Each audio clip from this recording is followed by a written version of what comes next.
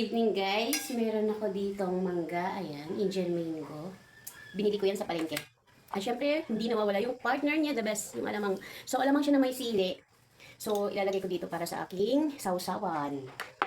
Ayan na guys, ayan. So, ito lalagyan ko siya ng konting suka lang. Kasi gusto kong kumain ng mangga na may alamang, tapos may suka. Kasi gusto ko yung nagsasabunutan yung asim, tsaka yung anghang, tsaka yung ito, tamis ng mangga. Sarap-sarap kaya guys. So gabi na, gusto kong kumain ng mangga. So syempre, lalagyan ko ng konting suka. Konting-konti lang guys, hindi naman marami.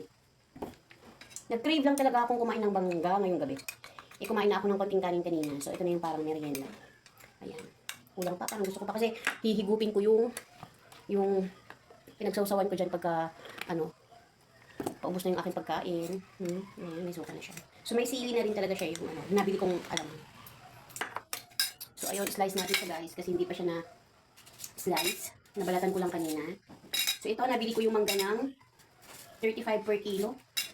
Ewan ko kung magkano na yung bentahan sa inyo ng Indian mango. Kasi sa amin kasi hindi siya namunga yung mga puno dito. So, ito, inangkat lang siguro sa ibang lugar to. Yan. So, nagbalat ako ng tatlong mangga. Uubusin ko to guys. Ewan ko kung may gusto manghingi. So, kikitain sila sa akin, syempre. Mga anak ko kung gusto nila.